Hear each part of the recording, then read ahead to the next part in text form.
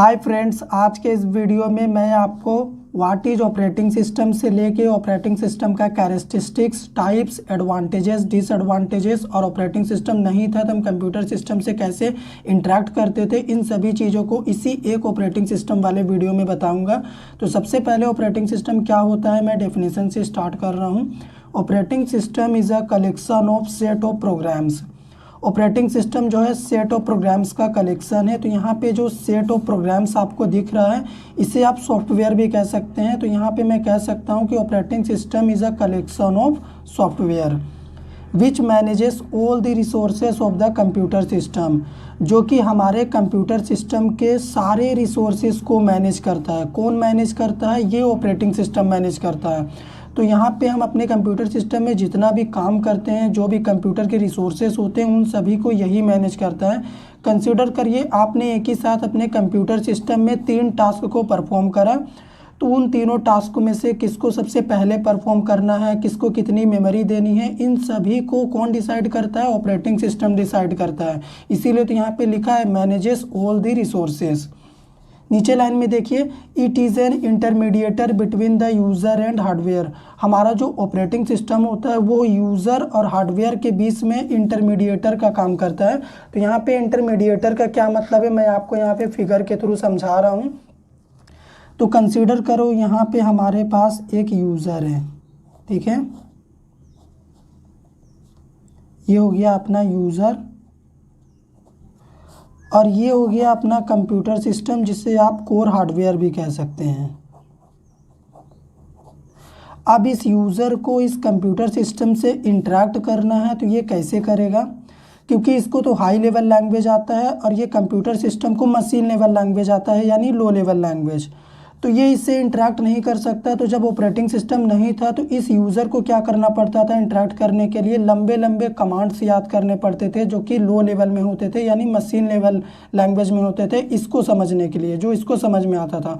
तो उन कमांड्स को इस यूज़र के लिए याद करना काफ़ी मुश्किल होता था। तो इससे इंटरेक्ट वो काफ़ी कम कर पाता था और ना के बराबर होता था इंटरेक्शन।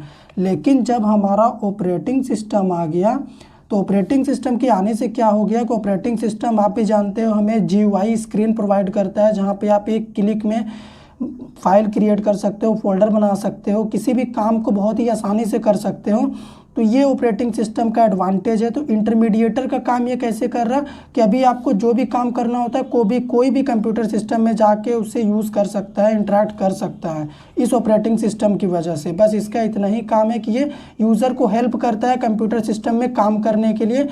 ऑपरेटिंग सिस्टम क्या करता है, यूज़र के जो हाई लेवल लैंग्वेज होता है वो उसको लेता है और कंप्यूटर सिस्टम को ट्रांसलेट करके मशीन लेवल लैंग्वेज में देता है, और ये जो भी मशीन लेवल लैंग्वेज में रिजल्ट देता है ये क्या करता है, यूज़र को फिर से ट्रांसलेट करके हाई लेवल में देता है। तो बस ये हो गया, ऑपरेटिंग सिस्टम नहीं था और होने पे हमें क्या एडवांटेज मिला। अभी नीचे देखिए मैंने आपको लिखाया है कैरेक्टरिस्टिक्स। तो ऑपरेटिंग सिस्टम का विशेषता क्या है, यानी कैरेक्टरिस्टिक्स। तो पहला होता है शेड्यूलिंग। शेड्यूलिंग का यहाँ पे क्या मतलब होता है कि ऑपरेटिंग सिस्टम के पास शेड्यूलिंग का मैकेनिज्म होता है। मतलब आप मान लीजिए आप बहुत सारे टास्क को अपने सिस्टम में परफॉर्म करा रहे हैं, तो किस टास्क को कैसे शेड्यूल करना है, कैसे मैनेज करना है, किसको पहले करना है, कितनी मेमोरी देनी है, इन सभी में शेड्यूलिंग डिसाइड करता है, ठीक है, इन सभी टास्क को। सेकेंड है characteristics memory management. Memory management operating system ही डिसाइड करता है मेमोरी को कैसे मैनेज करना है। थर्ड देखिए सिक्योरिटी। ऑपरेटिंग सिस्टम हमें कुछ सिक्योरिटी भी प्रोवाइड करता है, जैसा आप अपने सिस्टम में चाहे तो पासवर्ड भी लगा सकते हैं। कोई फाइल फोल्डर क्रिएट किए हैं तो आप उसमें भी सिक्योरिटी लगा सकते हो। तो वो कौन प्रोवाइड करता है? ऑपरेटिंग सिस्टम प्रोवाइड करता है।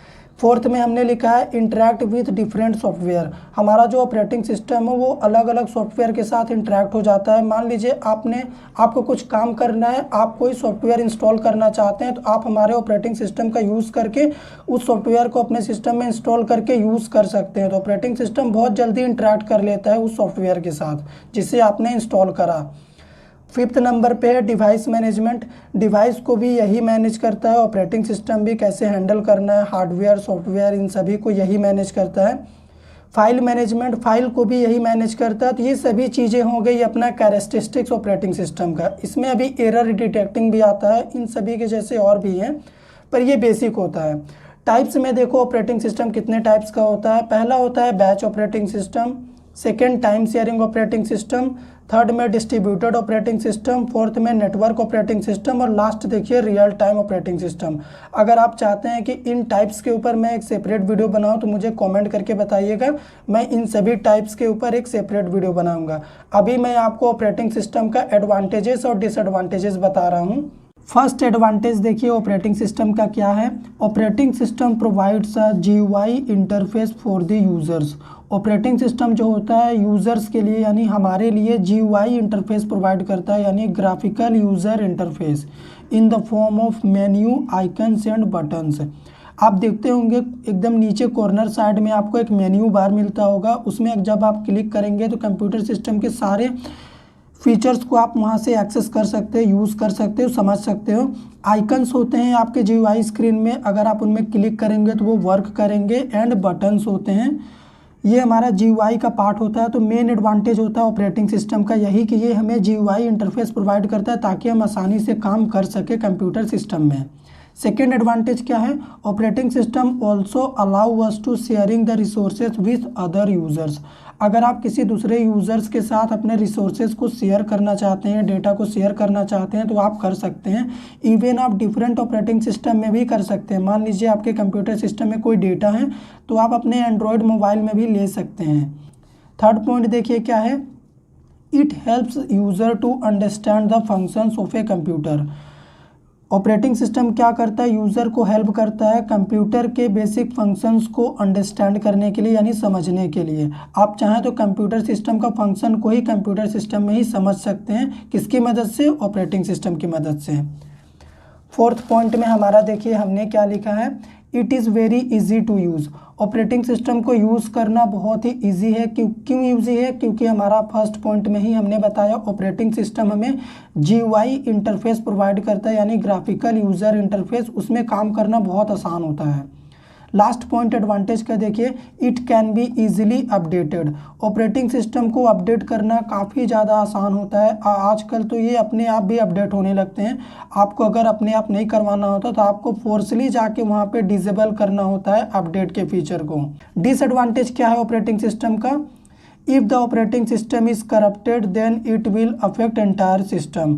अगर आपका ऑपरेटिंग सिस्टम करप्ट हो गया तो आपका एंटायर सिस्टम अफेक्ट कर जाएगा and the computer system will not work. आपका कंप्यूटर काम नहीं करेगा, ये मेन डिसएडवांटेज है इसका। सेकंड क्या है, only some task run at a time. आप अपने ऑपरेटिंग सिस्टम में केवल कुछ काम को ही एक साथ कर सकते हैं, यानी मल्टीटास्किंग तो आप कर सकते हैं, लेकिन ऑपरेटिंग सिस्टम में करने के लिए हज़ारों काम है, लेकिन उन हज़ारों में से आप 10-20 काम को ही एक साथ कर सकते हो, सभी को नहीं कर सकते। तो इस वीडियो में मैंने आपको बताया कि ऑपरेटिंग सिस्टम क्या होता है, उसका फीचर्स क्या है, कैरेक्टरिस्टिक्स, एडवांटेजेस, डिसएडवांटेजेस। अगर आपको वीडियो सच में पसंद आया हो, अच्छा लगा हो तो हमारे वीडियो को लाइक करिए, शेयर करिए, चैनल पे नए हैं सब्सक्राइब कर दीजिए।